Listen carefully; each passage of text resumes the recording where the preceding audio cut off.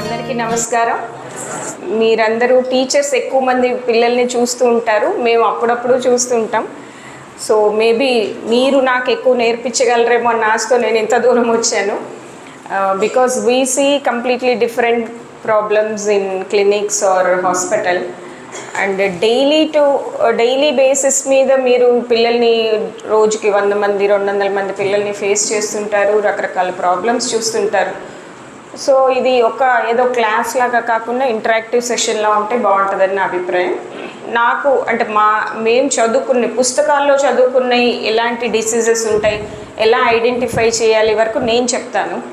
But మీరు కామన్గా చూసేవి మీరు చెప్తే మేము కూడా ఏమైనా డిస్కస్ చేసుకొని we can come to a common solution. మాకు కూడా ఉపయోగపడుతుంది. అండ్ నాకు ఈ అవకాశం ఇచ్చిన సుబ్బారావు గారికి థ్యాంక్ యూ ఫస్ట్. అండ్ నేను doctor Umajyothi, professor and HOD psychiatry, Guntur medical college Guntur. నేను చదువుకున్న కాలేజ్, ఇప్పుడు నేను వర్క్ చేస్తున్న కాలేజ్. అండ్ లాస్ట్ 30 yearsగా నేను సైకియాట్రీలో ఉన్నాను. అండ్ డిఫరెంట్ ప్రాబ్లమ్స్ చూస్తున్నాం. అంటే మేము చదువుకున్నప్పటికీ ఇప్పటికీ completely different problems. And solutions కూడా ఒక్కొక్కసారి మాకు కూడా కష్టంగా ఉంటుంది. అంటే ఈ కొత్త జనరేషన్ అండ్ డిజిటల్ ఎడిక్షన్ పర్టికులర్గా ఇవన్నీ కొత్తగా ఫేస్ చేస్తున్న ప్రాబ్లమ్స్. అండ్ మేము కూడా నేర్చుకునే స్టేజ్లోనే ఉన్నాం. ఇందాక మీకు చెప్తున్నట్టు ఎప్పటికప్పుడు కొత్తవి నేర్చుకుంటూనే ఉండాల్సిన సమయం ఇది. ఎందుకంటే ఎప్పుడో నేర్చుకున్నాం, ఆ మందులు చాలే అవే రాస్తూ ఉంటే అంటే కుదరదు. మీకు కూడా అంతే ఐ థింక్. అంటే మేము ఆల్రెడీ బీఈడీ చేసాము, ఎంఈడీ చేసాము, టీచర్స్ అయిపోయాము. మాకు అన్నీ తెలుసు అని మీరు అనుకోకూడదు, డాక్టర్లం అయిపోయామని మేము అనుకోకూడదు. కొత్త కొత్త ఛాలెంజెస్ వస్తుంటాయి, కొత్తవి నేర్చుకోవడానికి మనం రెడీగా ఉండాలి. యాక్చువల్గా మీ అందరికీ తెలిసిందే, జనరేషన్స్ చేంజ్ అవుతున్న కొద్దీ. మా అమ్మ వాళ్ళ జనరేషన్ అప్పుడు మా అమ్మ వాళ్ళు అసలు వాళ్ళ పేరెంట్స్ ముందు ఏమైనా గట్టిగా చెప్పడానికి కూడా భయపడేవాళ్ళం. వాళ్ళు ఏది చెప్తే అది వినేవాళ్ళం. వాళ్ళకి ఎక్కడ కోపం వస్తుందని మేమే ముందు జాగ్రత్తగా ఉండేవాళ్ళం అనేవాళ్ళు.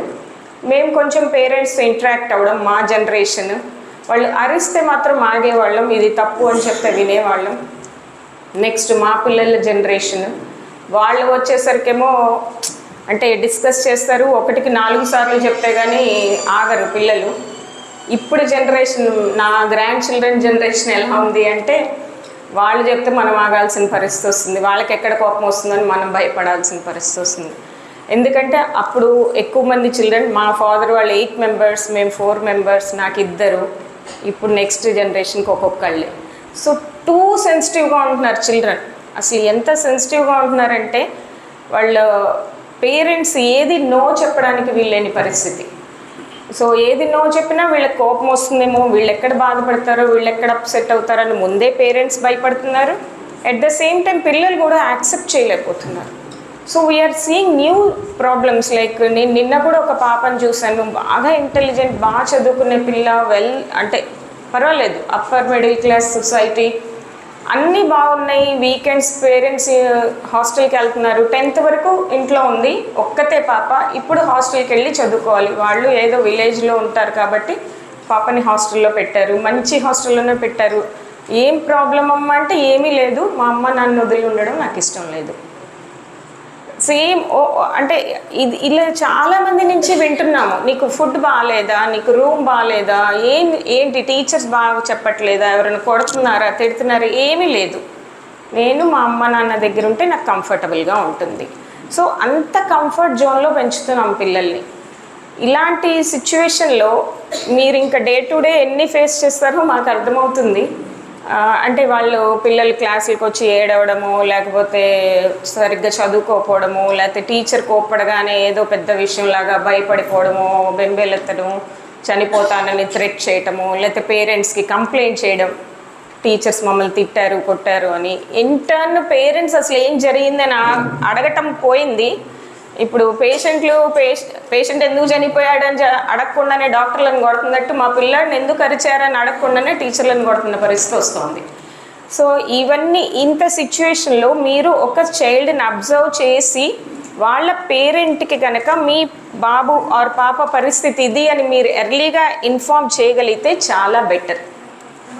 ఎందుకంటే మీరు లేట్ చేసిన కొద్దీ వాళ్ళు మరి ఇన్నాళ్ళు ఏం చేస్తున్నారు? మీరు మా పాపను సరిగ్గా హ్యాండిల్ చేయలేదు, అందుకే ఈరోజు ఇలా అయింది. మీరు మొదటి నుంచి మా పిల్లలకి సరిగ్గా చదువు చెప్పలేదు, అందుకే వాళ్ళు చదవలేదు అంటారు. అందుకని మీరు కొన్ని డిజార్డర్స్ గురించి తెలుసుకొని ఉంటే వాటిని మీరు ఎర్లీగా ఐడెంటిఫై చేయగలిగితే పేరెంట్స్కి ఇన్ఫార్మ్ చేయడానికి ఈజీగా ఉంటుంది. వాళ్ళకి ముందే చెప్పామనుకోండి, ఇంకా వాళ్ళు జాగ్రత్త పడతారు, రేపు మనల్ని బ్లేమ్ చేయకుండా ఉంటారు. సో యూజువల్గా మా స్టూడెంట్స్కు నేను అదే చెప్తుంటాను, పేషెంట్స్తో కొంచెం మాట్లాడి కౌన్సిలింగ్ చేసి, బాబు ఈ జబ్బు ఇది ఇంతకాలం ఉంటుంది, ఇంత మందులు వాడాల్సిందే, ఇలా ఉంటుంది అని చెప్తే ఏంటండి తగ్గలేదని మళ్ళీ మనల్ని క్వశ్చన్ చేయరు. ఒక్క 5 minutes మనం స్పెండ్ చేయాలి ఎక్స్ట్రా, మందులు రాసేయటమే కాకుండా ఒక్క 5 minutes ఎక్స్ట్రా స్పెండ్ చేస్తే మళ్ళీ మన మీద కంప్లైంట్స్తో రాకుండా ఉంటారు. సేమ్ అలాగే మీరు కూడా ఆ పిల్లల్ని అబ్జర్వ్ చేసి ఎవరికన్నా ఇబ్బంది ఉంది అంటే వాళ్ళ పేరెంట్స్కి కొంత మీరు చెప్పగలిగితే, అమ్మ మీ చైల్డ్లో ఇలాంటి ప్రాబ్లం ఉంది అని చెప్పగలిగితే వాళ్ళు కూడా కొంత అలర్ట్ అవుతారు, తదనంతరం మిమ్మల్ని బ్లేమ్ చేయకుండా ఉంటారనేది నా అభిప్రాయం. సో ఫస్ట్ ఆఫ్ ఆల్ అసలు వాట్ ఈజ్ మెంటల్ ఇల్నెస్ అనేది వస్తే, అంటే మానసిక ఆరోగ్యం గురించి మాట్లాడాలి అంటే చాలామంది కోపం ఉంటుంది, దుఃఖం ఉంటుంది, అన్నీ మానసిక ఆరోగ్యం గురించి అనము. అంటే మెంటల్ హెల్త్ అందరికీ ఇంపార్టెంటే, బట్ మెంటల్ ఇల్నెస్ అని ఎప్పుడు అంటాము అంటే ఎప్పుడైతే వాళ్ళ ప్రవర్తన కానీ, వాళ్ళ ఆలోచనలు కానీ, వాళ్ళ అభిప్రాయాలు కానీ సోషల్ యాక్టివిటీస్ని, వాళ్ళ ఫంక్షన్ని డిస్టర్బ్ చేస్తుందో, అంటే వాళ్ళ చదువుని కానీ, ఇంట్లో పరిస్థితుల్ని కానీ, సమాజంలో పరిస్థితుల్ని, స్కూల్లో ఎన్విరాన్మెంట్ని డిస్టర్బ్ చేస్తుందో అప్పుడు మెంటల్లీ ఇల్ అంటాం. సో మనందరికి కూడా ఎప్పుడో ఒకసారి కోపం వస్తుంది, ఎప్పుడో ఒకసారి ఏడుపు వస్తుంది, అది ఇల్నెస్ కాదు. బట్ అది కంటిన్యూగా ఉండి మనం జాబ్ చేయలేకపోతున్నాం, లేకపోతే ఫ్యామిలీ వాళ్ళతో సరిగ్గా ఉండలేకపోతున్నాం, సొసైటీలో సరిగ్గా ఉండలేకపోతున్నాం, అప్పుడు తప్పనిసరిగా మనం హెల్ప్ తీసుకోవాలి. అలాగే చిల్డ్రన్లో కూడా మెంటల్ ఇల్నెస్ ప్రాబ్లమ్స్ వస్తాయండి. మీరు ఐడెంటిఫై చేయడం అనేది చాలా ముఖ్యం. మెయిన్గా కష్టం ఏంటంటే ఇక్కడ ఐడెంటిఫై చేయడంలో first of all parents accept చేయరు. మీ బాబుకి కొద్దిగా ప్రాబ్లం ఉందమ్మా అంటే, ఏంటి మా అబ్బాయికి పిచ్చి అంటున్నారా మీరు అని చెప్పేసి వాళ్ళకి కోపం వస్తుంది. ఏమన్నా డాక్టర్ దగ్గరికో కౌన్సిలర్ దగ్గరికో తీసుకెళ్ళమంటే మీకు సరిగ్గా చెప్పడం రాక ఏదేదో చెప్తున్నారని మళ్ళీ మన మీద రివర్స్కి వస్తారు. సో ఇలాంటప్పుడు మనం కొంచెం స్మూత్గా హ్యాండిల్ చేయవలసి ఉంటుంది. మనం ఎప్పుడు డైరెక్ట్గా నీకు సైకాట్రిక్ ప్రాబ్లం ఉంది అనేది నేను కూడా ఎప్పుడు పేషెంట్కి ఎప్పుడు చెప్పనండి. ముందు వాళ్ళ పరిస్థితులన్నీ మాట్లాడి, మేబీ ఈ పరిస్థితుల వల్ల మీరు కొంచెం డిస్టర్బ్ అయినట్టున్నారు, ఆ డిస్టర్బెన్స్ వల్ల మీకు నిద్ర పట్టట్లేదు, మీరు దేని మీద కాన్సన్ట్రేట్ చేయలేకపోతున్నారు, సో మనం మీ నిద్రని, మీ కాన్సన్ట్రేషన్ని హ్యాండిల్ చేద్దాము అంటే కానీ మీకు డైరెక్ట్గా డిప్రెషన్ ఉంది, మీకు మెంటల్ ఇల్నెస్ ఉంది అనేది ఎప్పుడు మాట్లాడు. బికాజ్ మనమైనా మేబీ వాళ్ళ పరిస్థితుల్లో ఉంటే మనం కూడా ఏంటి నాకు పిచ్చా, ఎందుకంటే మన ఇండియాలో ఇంకా వర్డ్ని యాక్సెప్ట్ చేసేంత అవేర్నెస్ రాలేదు. సైకియాట్రీ అనగానే అందరూ అమ్మ బాబోయ్ అన్నట్టే మాట్లాడతారు ఇప్పటికీ. But they are all very common diseases like any typhoid, malaria, depression, anxiety అనేది కూడా చాలా కామన్. అది మనం యాక్సెప్ట్ చేసే స్థితి వచ్చేదాకా మనము వాడే పదాల్ని కొంచెం జాగ్రత్తగా వాడాల్సి ఉంటుంది పేరెంట్స్లో. అంటే మీ చైల్డ్కి ADHD ఉంది, attention deficit hyper activity disorder లాంటి పెద్ద వర్డ్స్ వాడేయకుండా, మీ అబ్బాయి కొంచెం కుదురుగా ఉండలేకపోతున్నాడు, చదువు మీద కాన్సన్ట్రేట్ చేయలేకపోతున్నాడు, అర్థం చేసుకోవడం కొంచెం నిదానంగా ఉంది కాబట్టి కౌన్సిలింగ్కి తీసుకువెళ్ళండి, మందులు ఇప్పించండి, ట్రీట్మెంట్ ఇప్పించండి అన్న వర్డ్స్ కూడా వాడద్దు. కౌన్సిలింగ్కి తీసుకువెళ్ళండి అంటే ఆ తర్వాత ఆ కౌన్సిలర్ కానీ, ఆ సైకాలజిస్ట్ కానీ, సైకియాట్రిస్ట్ కానీ హ్యాండిల్ చేస్తారు. సో కొంచెం మనం యూజ్ చేసే టర్మ్స్ కానీ కొంచెం సాత్వికంగా, అంటే మంచిగా చెప్తే బాగుంటుంది. కొద్దిగా రూడ్గా మాట్లాడితే మాత్రం అప్సెట్ అయ్యే రోజులు, ఎవరు యాక్సెప్ట్ చేయలేని రోజులు వస్తున్నాయి. And then first of all parents ఒక్కొక్కసారి యాక్సెప్ట్ చేయకుండా అలాగే కంటిన్యూ చేస్తూ ఉంటే మాత్రం మనం ఇంకొంచెం సీరియస్గా, అంటే పేరెంట్ టీచర్స్ మీట్లో కాకుండా సెపరేట్గా పేరెంట్స్ని పిలిచి 4-5 టీచర్స్ కలిసి, కాదమ్మా ఇది సమస్య అంటే ఒక టీచర్నే టార్గెట్ చేయకుండా వాళ్ళు, మీరే మా అబ్బాయిని తప్పన్నారు మరి మిగతా టీచర్లు ఎందుకు అనలేదు అనకూడదు. సో 4-5 కూర్చొని, కాదమ్మా ప్రతి సబ్జెక్ట్లో మీ అబ్బాయికి ఇది ప్రాబ్లం అంటే వినటానికి అవకాశం ఉంది. అంటే యూజువల్గా మేము కూడా ఒక పేషెంట్కి ఐసీయూలో పేషెంట్కి బాగాలేదనుకోండి, ఓన్లీ ట్రీటింగ్ డాక్టర్ కాకుండా అక్కడ ఉన్న ఎనస్థెటిస్ట్, సర్జన్ 4-5 కలిసి పేషెంట్కి ఎక్స్ప్లెయిన్ చేస్తుంటారు, ఫ్యామిలీ మెంబర్కి. అప్పుడు వాళ్ళు ఓకే అంతమంది డాక్టర్లు చెప్పారంటే నిజంగా ఏదో సమస్య ఉన్నట్టే ఉంది అని యాక్సెప్ట్ చేయడానికి అవకాశం ఉంటుంది. So what are the common mood signs అంటే వార్నింగ్ సైన్స్ అంటే ఫస్ట్ మూడ్ సైన్స్. మూడ్స్ ఎలా ఉంటాయంటే రెగ్యులర్గా బాగా ఉండే కుర్రోడు సడన్గా విత్డ్రా అయిపోతున్నాడు, he staying alone, not interacting with other children, not participating in school activities or games. ఎప్పుడు బాగా ఆడుకునే హుషారుగా ఉండేవాడు సడన్గా ఎక్కువ మౌనంగా ఉంటున్నాడు, ఎవరితో మాట్లాడట్లేదు, ఫ్రెండ్స్తో మాట్లాడట్లేదు, గేమ్స్లో పార్టిసిపేట్ చేయట్లేదు. ఈ మూడ్ చేంజెస్ ఉంటే మాత్రం అది గమనించాల్సి వస్తుంది. అలాగే బిహేవియర్ చేంజెస్, ఎప్పుడు సైలెంట్గా ఉండేవాడు బాగా ఎక్కువ గొడవ చేస్తున్నాడు, లేకపోతే అందరినీ కొడుతున్నాడు, తిడుతున్నాడు, లేకపోతే స్కూల్కి ఎక్కువ యాబ్సెంట్ అవుతున్నాడు, ఎప్పుడు కడుపులో నొప్పి, ఎందుకు సెలవు పెట్టారంటే ఓ రోజు కడుపులో నొప్పి అంటాడు, ఓ రోజు జ్వరం అంటాడు, ఓ రోజు తలనొప్పి అంటాడు, రకరకాల కారణాలు చెప్పి ఎప్పుడు బాగుండే అబ్బాయి సరిగ్గా రావటం లేదు, సరిగ్గా వినటం లేదు, లేదా ఎక్కువ ఫైట్ చేస్తున్నాడు, మిగతా ఫ్రెండ్స్తో గొడవలు పడటము, కొట్టుకోవడం, తిట్టుకోవడం, అబ్యూజివ్ లాంగ్వేజ్ వాడటము, లేకపోతే దొంగతనాలు చేయడం, పక్క పిల్లల దాంట్లో నుంచి డబ్బులు తీసుకోవడము, ఇలాంటివి ఏమన్నా చేస్తున్నా కూడా మనం గమనించాలి. Because nowadays drug abuse is a big menace. Drug abuse వలన చాలామంది పిల్లలు ఈ దొంగతనాలకి, అబద్ధాలకి అలవాటు పడిపోతున్నారు. సో ఎప్పుడు లేని పద్ధతుల్లో ఈ ప్రవర్తన ఉంది అంటే మాత్రం తప్పనిసరిగా అబ్జర్వ్ చేయాలి.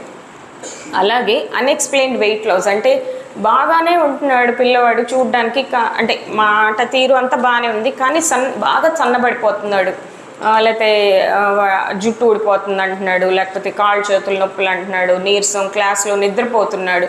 అలాంటప్పుడు ఫిజికల్ ఇల్నెస్ అవ్వచ్చు, మెంటల్ ఇల్నెస్ అవ్వచ్చు. ఒక్కొక్కసారి అంటే మీలో కొంతమంది గవర్నమెంట్ టీచర్స్, మరి ప్రైవేట్ టీచర్స్ నాకు ఐడియా లేదు అందరు.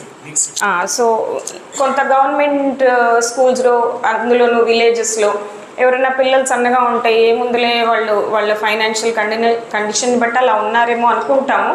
బట్ పిల్లవాడు ఇంకా చిక్కిపోతున్నాడు, ఇంకా నీరసంగా ఉంటున్నాడు, క్లాస్ రూమ్లో ఎప్పుడు పడుకొని ఉంటున్నాడు, నిద్రపోతున్నాడు అంటే మాత్రం తప్పనిసరిగా పేరెంట్స్కి ఇన్ఫామ్ చేయండి. అది ఫిజికల్ ఇల్నెస్ అవ్వచ్చు, at the same time psychiatric ఇల్నెస్లో కూడా ఆ సిమ్టమ్స్ కనబడతాయి. తర్వాత కొంతమంది ఫ్రీక్వెంట్గా పిల్లలు మేము సూసైడ్ చేసుకుంటామని థ్రెట్ చేయటము, లేదా ఇట్లా చేతుల మీద కట్ చేసుకోవడము, లేదా అలాంటి విషయాలు మాట్లాడడము ఇంట్రెస్టింగ్గా, వాళ్ళు ఎలా సూసైడ్ చేసుకున్నారు, ఇలాంటి సూసైడ్ చేసుకున్నారని చెప్పడము, లేకపోతే ఫ్రెండ్స్తో ఇంకా నాకు బతకాలని లేదురా, నాకు చనిపోవాలని ఉంది, లేకపోతే ఎంతకాలం ఇలా ఉంటాము, ఇలాంటి వర్డ్స్ వాడుతున్నారు అన్నా కూడా మనం కొంచెం అలర్ట్ అవ్వాల్సిన పరిస్థితి. నెక్స్ట్ యాజ్ ఎ సెడ్, అంటే డ్రగ్ అబ్యూస్లో కొంచెం పిల్లలు బాగా ఇరిటబుల్గా ఉండటము, క్లాస్కి ఎక్కువ సెలవులు పెట్టడము, దొంగతనాలు చేయడం, అబద్ధాలు చెప్పడము, గొడవలు పట్టడము, ఇలాంటివి గమనించారు అంటే మాత్రం ఈ రోజుల్లో కొంత డ్రగ్ అబ్యూస్ గురించి కూడా మనం అలర్ట్ అవ్వాల్సి ఉంటుంది. నెక్స్ట్ వచ్చి డ్రగ్ అబ్యూస్నే మనం ఆపేయాలండి. ఆ చిన్నపిల్లల వయసులో అబ్యూస్నే ఆపేయాలి. ఇంకా మనము ఒక అడిక్షన్ దాకా నిలబడితే చాలా కష్టం కదా, అప్పుడు దాకా ఆగాము అంటే అసలు అది అడల్ట్స్లో ఓకే కానీ అడిక్షన్ అంటే సరే అడల్ట్స్ని ఐడెంటిఫై చేయరు family members, and that wife children వాళ్ళని ఒప్పించి తేవడానికి కష్టమైపోతుంది. అందుకని అడిక్షన్ దాకా వెళ్తారు.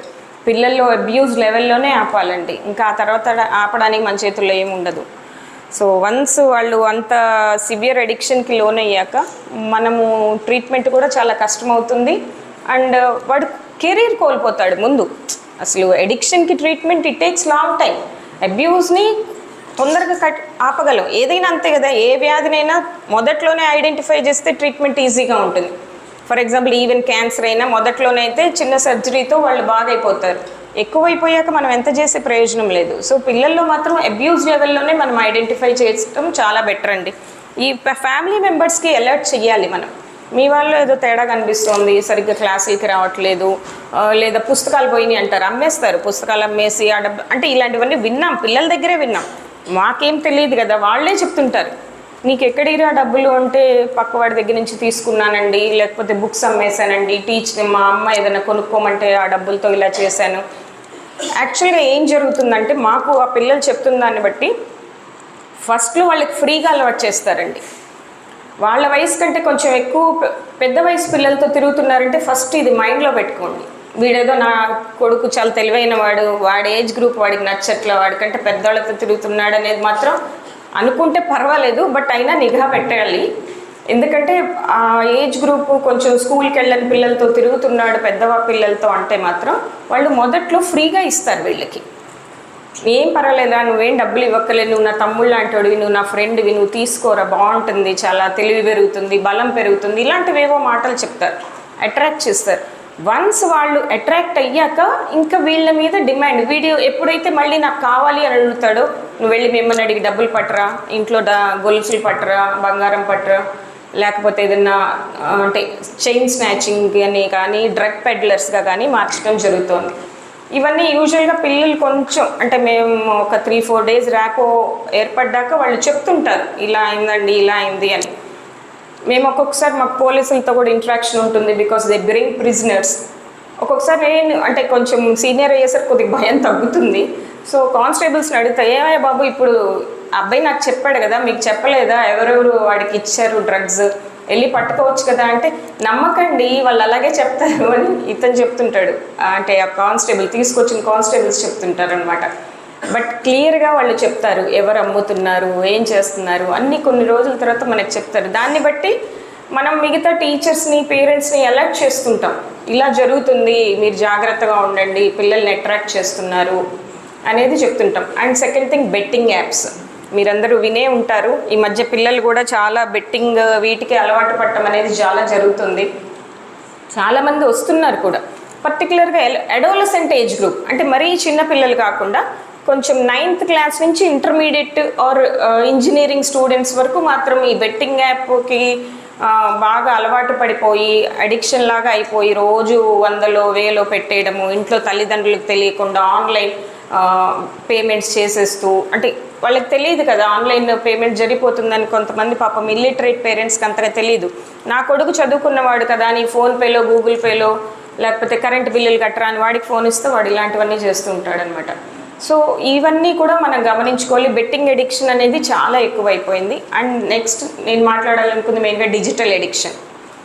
ఇది చాలా చాలా సివియర్ అయిపోయిందండి. రీసెంట్గా కూడా మేము చాలా ప్లాట్ఫామ్స్లో ఇదే మాట్లాడుతున్నాం పేరెంట్స్తో. అది కొత్త వ్యసనం. అంటే మాకు ఆల్కహాల్ ఎడిక్షన్కి ట్రీట్మెంట్ ఇవ్వడం వచ్చు, నికోటిన్ ఎడిక్షన్కి వచ్చు, కానీ ఈ డిజిటల్ ఎడిక్షన్ అనేది ఈ మధ్య వస్తుంది. మేము కూడా నెమ్మదిగా వీళ్ళని ఎలా కౌన్సిల్ చేయాలి, ఎలాంటి ట్రీట్మెంట్ ఇవ్వాలి అనేది మేము కూడా నేర్చుకుంటున్నాం. ఇంకా కేరళలో అయితే ఈ డిజిటల్ ఎడిక్షన్కి రీహాబ్ సెంటర్స్ కూడా ఓపెన్ చేస్తారంటే ఇది ఎంత తీవ్రంగా ఉందో మీరు అర్థం చేసుకోవాలి. అంటే పిల్లల చేతిలో ఏదో ట్యాబ్ ఆర్ ఫోన్ ఏదో ఒకటి ఉంటుంది. పర్టికులర్గా కోవిడ్ తర్వాత క్లాసెస్ గురించి వాళ్ళకి మనం ఇవ్వడం జరిగింది.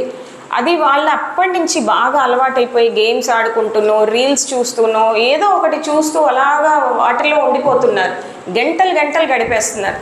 నిన్న కూడా ఒక బాబుని తీసుకొచ్చారు నా క్లినిక్కి.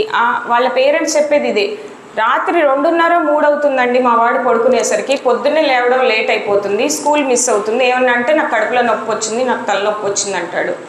వాళ్ళ ఫాదర్ ఏమో చెన్నైలో వర్క్ చేస్తారు. ఈవిడ పాపం 4 పిల్లల్ని పెట్టుకొని, ముస్లిం లేడీ అనమాట పాపం, ఆమె 4 పిల్లల్ని పెట్టుకొని ఇక్కడ ఉంటుంది.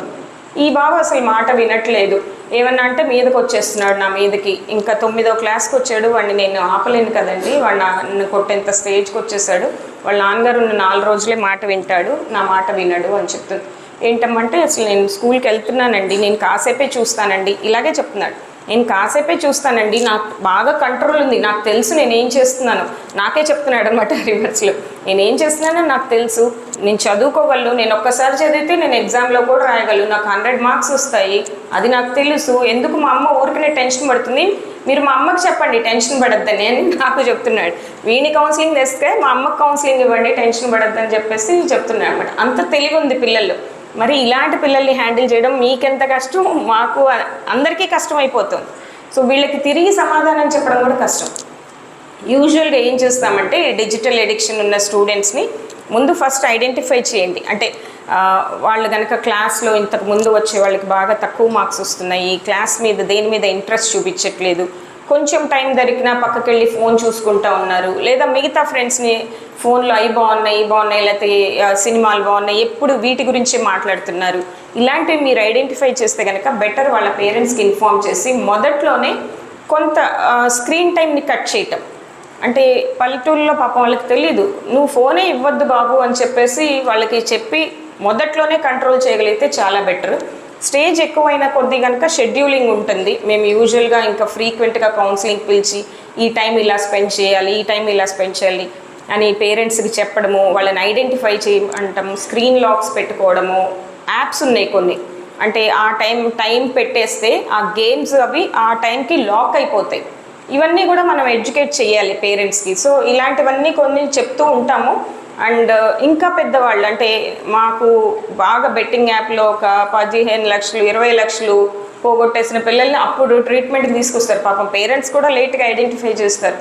యూజువల్గా ఆ ఫోన్స్ అయితే నేనే తీసేసుకుంటాను, అంటే తీసుకున్న దగ్గర పెట్టుకోను, తర్వాత వాళ్ళ రిలేటివ్స్కి ఎవరో ఒకళ్ళకి ఫార్వర్డ్ చేస్తాను, నువ్వు నా దగ్గర పెట్టేయి అంటే. పేరెంట్స్ అంటే భయం ఉండదు, కానీ ఏదో డాక్టర్ అనేసరికి కొంత భయంతో నువ్వు నాకు ఇప్పుడు ఫోన్ ఇవ్వు, లేకపోతే మీ అమ్మ నాన్న నీ లోన్ కట్టరు, వాళ్ళు వచ్చి నిన్ను కొడతారు. అంటే మనం ట్రీట్మెంట్ ఇచ్చినా, మీరు కౌన్సిలింగ్ ఇచ్చినా, మన పెద్దవాళ్ళు చెప్పినట్టు సామధాన భేద దండోపాయాలు అన్ని రకాలుగా వాడాలి. అవసరమైతే దండోపాయం దాకా రావాలి. సో నేను వాళ్ళని డిమాండ్ చేస్తాను, నువ్వు ఫోన్ ఇస్తావా లేదా, నువ్వు ఫోన్ ఇస్తేనే నేను మీ పేరెంట్స్కి నీ లోన్ నెమ్మదిగా తీర్చమని చెప్తాను. So we'll buy time at least వాడు ఆ ఫోన్ ఆపినప్పుడు పేరెంట్స్ని కూడా చెప్తాను, అమ్మ మీరు భయపడద్దు, వాళ్ళు వచ్చి బెదిరిస్తారు డబ్బుల కోసం, కొంచెం కొంచెం కడుతూ ఉండండి. ఒకేసారి కట్టాడంటే ఇంక మళ్ళీ మొదలు పెట్టేస్తాడు. ఆ భయం అనేది కొంతకాలమన్నా అతనిలో ఉండనివ్వండి. ఈలోపు కౌన్సిలింగ్ చేయటము, నెమ్మదిగా ట్రాక్లోకి తీసుకురావడానికి మనకు కొంత టైం పడుతుంది అని. సో ఇలాంటివన్నీ కూడా జరుగుతూ ఉన్నాయి. సో పిల్లలు ఈ డిజిటల్ ఎడిక్షన్ అనేది పెద్ద స్కూల్స్లో ఇంకా ఎక్కువ ఉంది. అంటే సిటీస్లోకి వచ్చేసరికి కొంచెం రిచ్ చిల్డ్రన్ ఉన్న స్కూల్స్లో ఈ క్రికెట్ బెట్టింగ్ కానీ ఇవన్నీ చాలా ఎక్కువ ఉందండి. అండ్ మీరు కామన్గా చూసేది ADHD, attention deficit hyper activity disorder. ఇది పిల్లల్లో చాలా కామన్గా, అంటే టెక్స్ట్ బుక్స్లోకి వెళ్తున్నాయి. ఇప్పటి వరకు మనం మాట్లాడుకునే ఏంటంటే జనరల్ టాపిక్స్, ఈ మధ్య రీసెంట్గా చూస్తున్న సమస్యలు. టెక్స్ట్ బుక్ టాపిక్స్ వచ్చేస్తే కనుక ADHD, attention deficit hyper activity disorder. ఇందులో పిల్లల్లో అటెన్షన్ కాన్సన్ట్రేషన్ చాలా తక్కువ ఉంటుంది. దేని మీద కూడా ఒక సబ్జెక్ట్ మీద కానీ ఒక పని మీద కానీ కుదురుగా ఒక పావుగంట కంటే ఎక్కువసేపు కూర్చోలేరు. పావుగంటే చాలా ఎక్కువ కొంతమంది పిల్లలు.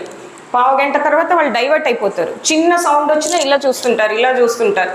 కొంతమంది పిల్లలు ఊరికినే బెంచ్లు మారుతూ ఉంటారు, లేకపోతే పక్క వాళ్ళని పీకుతూ ఉంటారు, క్లాస్ అంతా పరిగెడుతూ ఉంటారు. అది చిన్న పిల్లల్లోనే మనం ఐడెంటిఫై చేస్తాము. యూజువల్గా ఆ స్టేజ్లోనే రిఫర్ చేస్తుంటారు మాకు. అండ్ కాన్సన్ట్రేషన్ ఉండదు. అన్నీ ఇప్పుడు క్లాస్ అయిపోయిన స్కూల్ బెల్ కొట్టగానే వాడి బ్యాగ్, పెన్సిల్ బాక్స్ అన్నీ అక్కడే వదిలేసి వీడు పరిగెత్తుకుంటూ వెళ్ళిపోతుంటాడు. సో ఈ రకంగా ఉంటారు. ఎప్పుడు ఆన్ గో అంటాం, అంటే ఏదో కాళ్ళకి చక్రాలు కట్టుకున్నట్టు పరిగెడతా తిరుగుతూ ఉంటారు, ఎక్కువ మాట్లాడుతుంటారు. మనకు క్వశ్చన్ అయిపోకముందే వాడు ఆన్సర్ వచ్చేస్తుంది. వాడు సగం కూడా ముందే మాట్లాడేస్తూ ఉంటాడు. అండ్ స్పీడ్గా మాట్లాడుతుంటారు. తెలివితేటలు బాగానే ఉంటాయి. Mental retardation is completely different. నేను అసలు ఇప్పుడు మెంటల్ రిటార్డేషన్ అనే టాపిక్ని టచ్ చేయట్లేదు, ఎందుకంటే అది స్పెషల్ ఎడ్యుకేటర్స్కి మేము యూజువల్గా టీచ్ చేసేది. ఇక్కడ మీకు అందరికి వచ్చేది మెంటల్ రిటార్డేషన్ లేని పిల్లలు. వీళ్ళకి తెలివితేటలు బాగానే ఉంటాయి, అన్నీ నార్మల్గా ఉంటాయి, కానీ అటెన్షన్ సరిగ్గా ఉండదు, హైపర్ యాక్టివిటీ ఎక్కువగా ఉంటుంది. సో ఇలాంటి పిల్లలు పేరెంట్స్ కూడా ఇంట్లో చెప్తుంటారు, ఎప్పుడూ కదులుతూనే ఉంటాడు, అవి పడేస్తూ ఇవి పడేస్తూ ఉంటాడండి, నిద్ర సరిగ్గా పోడు, సరిగ్గా తినడు, ఈవెన్ తిన్నంతసేపు కూడా కుదురుగా కూర్చోడు, మీద పడిపోతూ ఉంటుంది, తింటుంటే స్పీడ్గా చేస్తుంటాడని. సో ఇలాంటి పిల్లల్ని ADHD అని చెప్తాం. వీళ్ళకి ట్రీట్మెంట్ ఉందండి, both counselling, medicines, behaviour therapy. Even మన గవర్నమెంట్లో కూడా డైక్ సెంటర్ అని ఒకటి ఉంది, అంటే చాలామందికి తెలీదు. డిస్ట్రిక్ట్ ఎర్లీ ఇంటర్వెన్షన్ సెంటర్ అని, అది సెంట్రల్ గవర్నమెంట్ స్పాన్సర్డ్, అన్ని మేజర్ హాస్పిటల్స్లో ఉంటుంది. అక్కడ psychologist and special education teacher, speech therapy, behaviour therapy ఇవన్నీ ఇచ్చేవాళ్ళు ఉంటారు. సో కొంతమంది పేరెంట్స్కి చాలామందికి పాపం తెలీదు, ట్రీట్మెంట్ అంటే చాలా ఖర్చుతో కూడింది కదా, డాక్టర్ దగ్గరికి వెళ్ళాలి అని భయపడతారు. సో అలాంటి వాళ్ళని మీరు మా గవర్నమెంట్ హాస్పిటల్కు మాకు చైల్డ్ సైకియాట్రీ సెపరేట్ వాళ్ళకి ట్రీట్మెంట్ ఇవ్వడం కానీ, వాళ్ళని ఇలాగా రిఫర్ చేయడం కానీ అన్నీ జరుగుతాయి. సో వాళ్ళని గవర్నమెంట్ హాస్పిటల్కి రిఫర్ చేయొచ్చు, లేదా డైక్ సెంటర్కి. కొంతమంది మేము మానసిక వ్యాధులు అంటే మేము వెళ్ళమండి, అక్కడ పిచ్చివాళ్ళు ఉంటారు, అలా భయపడిన వాళ్ళకి డైక్ సెంటర్కి, అంటే పీడియాట్రిక్స్ డిపార్ట్మెంట్కి పంపిస్తే వాళ్ళు డైక్ సెంటర్కి కూడా రిఫర్ చేస్తారు. సో ఇలాంటి పిల్లలకి ఫస్ట్ కౌన్సిలింగ్ అది ట్రై చేస్తాం, బిహేవియర్ థెరపీ ట్రై చేస్తాము. అది వర్కౌట్ అవ్వనప్పుడు దెన్ కొంత మెడిసిన్స్ కూడా పెట్టవలసిన అవసరం జరుగుతుంది కొంతమంది బాగా సివియర్గా ఉన్నవాళ్ళు. సెకండ్ వచ్చేసి ఆటిజం. మీ అందరూ వినే ఉంటారు, మనం చాలా సినిమాల్లో కూడా ఈ మధ్య వింటున్నాము ఆటిజం అనేది.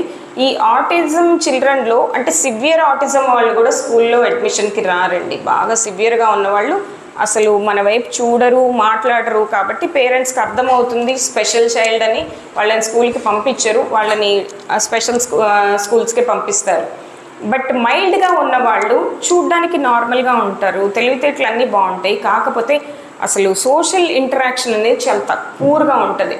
ఎవరితో మాట్లాడరు, ఫ్రెండ్స్తో మాట్లాడరు, ఒక్కళ్ళుగా ఉండటానికి ఇష్టపడతారు. ఫిక్స్డ్ ఇంట్రెస్ట్లు ఉంటాయి, అందరితో కలిసి ఆడుకోమంటే ఆడుకోరు, ఒక్కళ్ళే కూర్చుని ఏవో రాసుకుంటూ ఉండడము, ఒకే పని రిపీటెడ్గా చేస్తూ ఉంటారు. ఇది మైల్డ్ ఆటిజం చిల్డ్రన్లో మీరు గమనించవచ్చు. మనం మాట్లాడుతున్నా మన వైపు చూడరు, వాళ్ళు ఇలా తల ఉంచుకునో ఎటో చూస్తూనో మాట్లాడుతుంటారు.